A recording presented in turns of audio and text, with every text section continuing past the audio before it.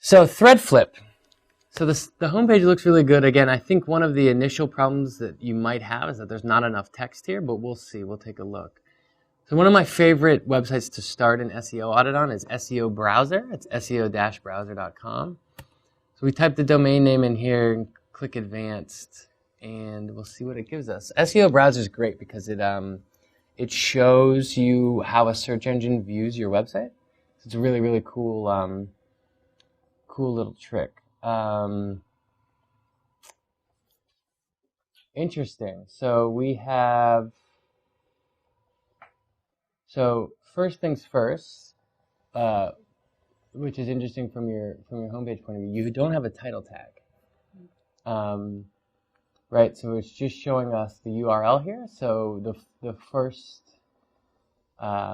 big play here would be to get a title tag in there. So we see on SEO Browser, it gives you a lot of information. Some of this isn't as useful, like we mentioned earlier in the training. Anytime someone's telling you your text-to-page weight ratio or your text-to-code ratio, you usually don't need that, but it's here.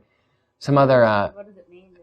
That's how much text is on your page relative to the actual code. Again, it's a metric you don't really need to follow. You do have a robots.txt file. There's 67 words on the page. It was loaded in 3.1 seconds. It's based in the United States. Some of this is okay. The big one I really like to look at are the response codes. So, as we talked about earlier, 301 redirects are permanent when a web page permanently moves.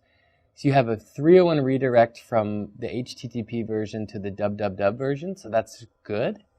That means you are consolidating all of your efforts onto the www version, so that there's no problem there.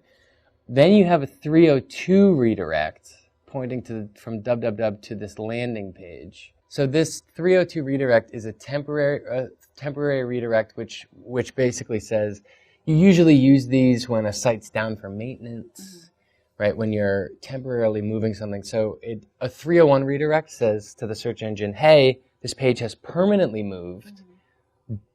Ignore the old one and keep the new one, right? A 302 redirect is saying this page is temporarily moved. Come back to the site later and check again.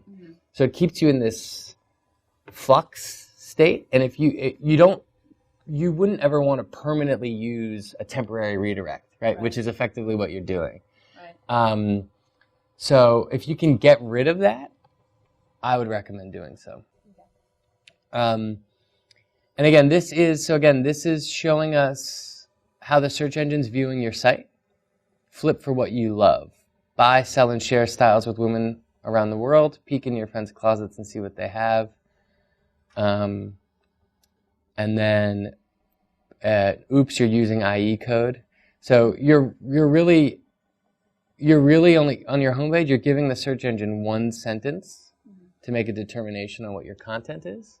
So again, you do want to design for users, and that's exactly what this landing page is it's very user-friendly and maybe search engine unfriendly, I would say.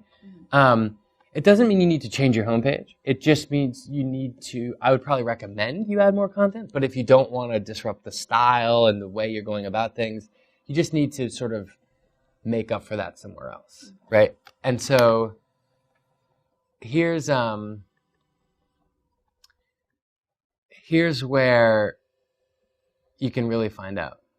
So I love to go into the Google AdWords keyword tool, and if I think a page is thin on content, ThreadFlip.com, we type the website in. We actually don't need to click exact match, but I just have a habit. E1. And so again, remember this, with this tool, when you type in a domain name, wow.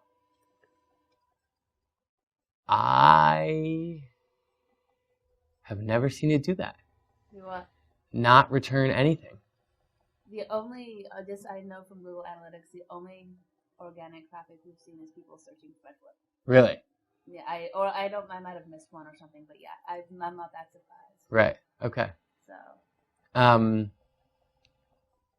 Right. And so in general, when you type in a website, it sends a little bot to your page, crawls all the content, and makes a determination on what that is, right? So we type in Etsy, it goes to the Etsy site and gives us all the content that it's about. This simply comes down to the fact that, I mean, look what we're giving it, right? You're giving the search engine has to make a determination. As humans, we can read this and make a general understanding about what this might be, right? But as a search engine, it's very tough, right? So the play here, and again, this was, I probably wouldn't do this again, but this was sort of what we did. So for most of medical travel, you see the copyright line here? This is where the page used to end. Copyright for most of medical travel, and this content was a little bit different. So we didn't have a lot of content here, and then when we typed our domain name into the Google AdWords keyword tool, the search engines, the Google AdWords keyword tool said our page was about home, about us, right, contact us, that kind of stuff. So what we did, and this is kind of spammy, but a lot of people do it, was we added this big block of text. Again, this is kind of designing for search engines and not for users. It's not that friendly. Some big websites get away with it. But again, you really want to let the search engines know what your site is about.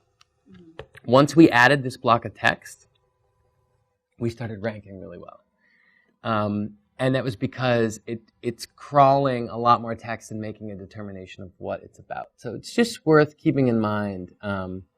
So this is just for the homepage? Right, this is for the homepage. Yeah, so we could take a look at some of your other pages and see if they're ranking well. From what the bots are looking for, it's the URL structure is not as friendly, right? Because being more descriptive about the content and what you're selling is usually what you want to do. Don't get me wrong, pretty much every e-retailer in the world has this problem. It's really hard to deal with it. But you think about it from an apples-to-apples point of view, threadflip.com/ use dresses San Francisco versus threadflip.com/shop ref equals home and sort by relevancy, right? So that's the distinction that you need to consider. So here's that next page. Whoops. And so the other issue is that it looks like the rest of your pages are all titled ThreadFlip. Yeah, I think so. Yeah, and so it's not descriptive, and it's also not a good practice to have the same title over and over and over and over again. So you generally want every page to be more descriptive of what that's about. And so finding, again, it looks like a lot of this will be algorithmically generated, but finding a way to get unique meta descriptions. So it could be, are you guys writing these descriptions or are they done by the users? It's done by the user. Yeah. So finding a way to populate this description as the meta description would be great.